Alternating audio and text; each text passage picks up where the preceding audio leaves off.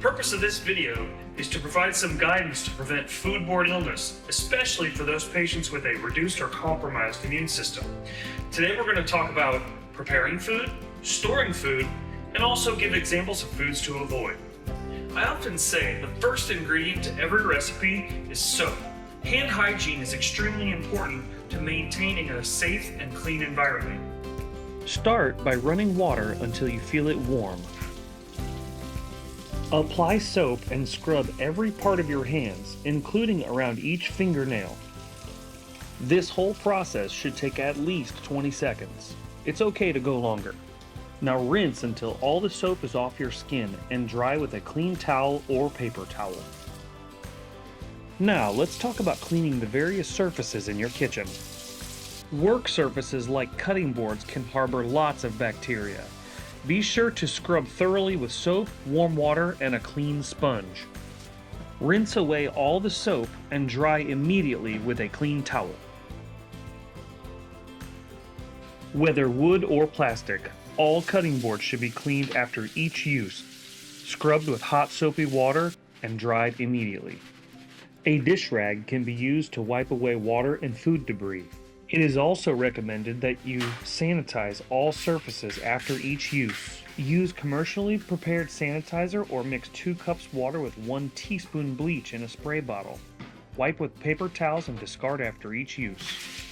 Your stovetop or range should be cleaned regularly. Scrub with soap and a sponge. Use a dish rag to wipe clean and sanitize daily. All fresh produce has a certain amount of bacteria on the surface.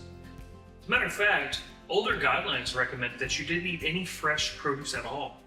However, if you follow some safety tips, you can enjoy fresh produce once again. Use a produce brush to scrub away dirt and debris from the surface of firm produce. This does not sanitize these items. For that, we will take an extra few steps. There are a few methods of chemical sanitization. The first is a mixture of 1 tablespoon baking soda to 2 cups of water. Simply soak your fruits or veggies in the mixture for at least 60 seconds, then rinse thoroughly with water.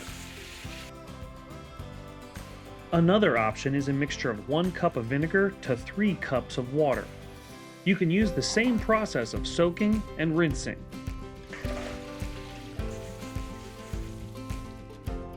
You might discover some produce items are blemished or damaged.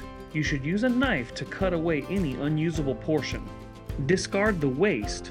The rest is fine to eat. Next, we'll discuss leafy green vegetables like romaine lettuce and green cabbage. For all lettuce, remove the outer layers. For cabbage, it's easier to start by cutting the leaves where they attach to the core. Then, gently remove the outer layer of leaves.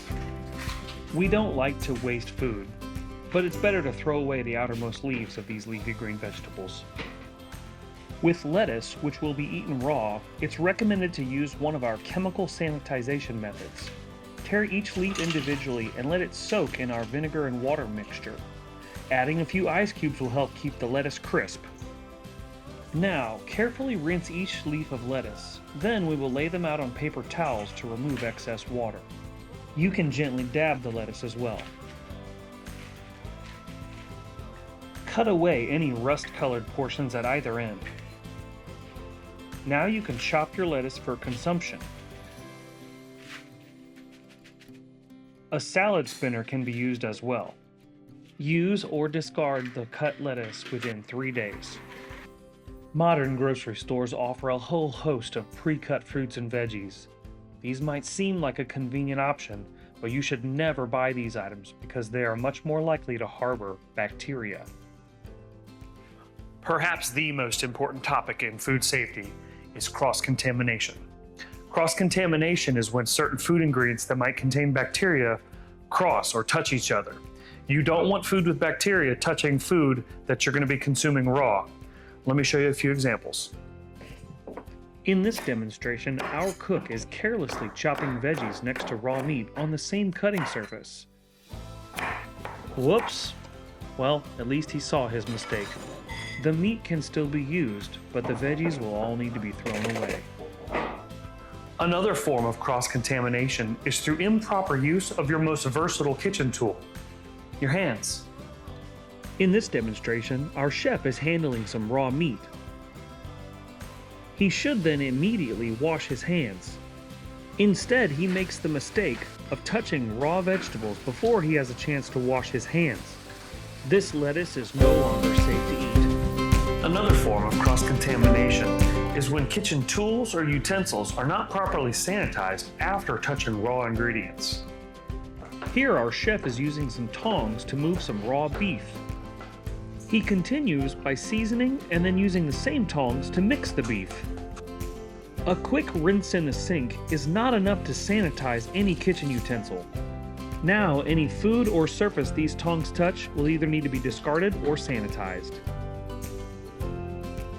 Let's talk about thawing foods.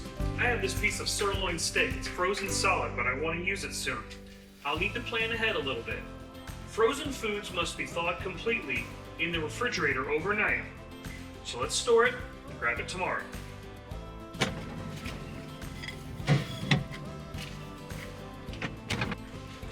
Okay, our sirloin steak spent the night in the refrigerator. After about 12 hours, where we know is kept at a safe temperature, it's thawed and ready to cook and serve. Just as an example, let's demonstrate how not to thaw out frozen meat.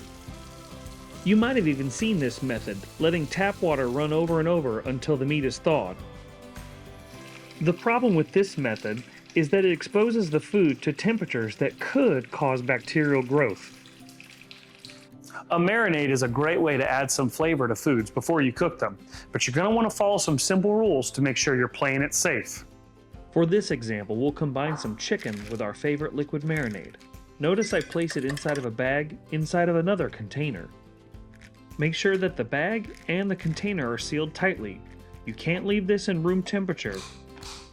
It must go in the refrigerator to marinate as long as you like.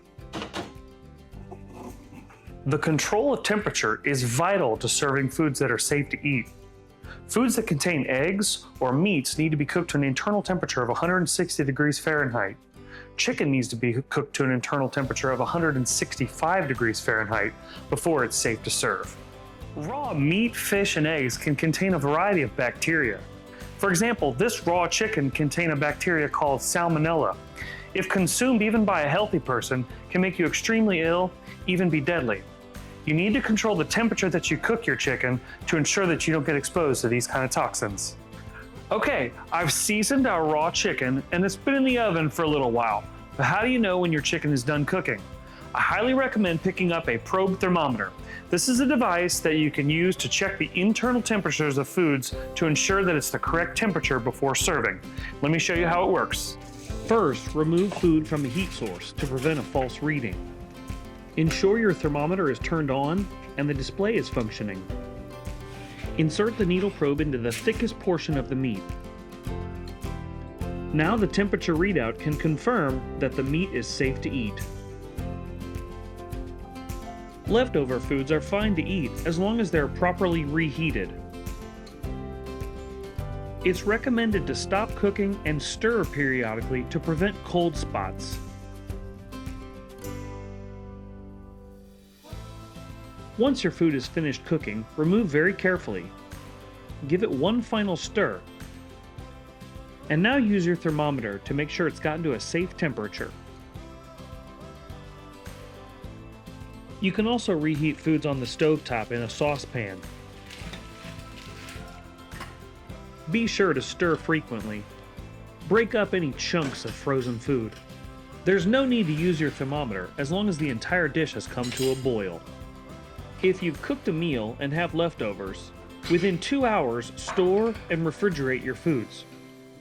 Once leftovers are stored in the refrigerator, they need to be consumed within 3 days. Any foods left out for more than 2 hours or in the fridge more than 3 days need to be thrown away. Your doctor or clinical dietitian should provide you with a list of foods that are not allowed. The following is a list of a few common examples of those kind of things that you should totally avoid. Do not eat undercooked meat or fish. It must be well done. No sunny side up or over easy eggs. Please eat scrambled, hard-boiled, or hard-fried. No raw or cured fish like sushi or salmon lox. No cheeses that contain mold like blue or gorgonzola, and no young soft cheeses like brie or camembert.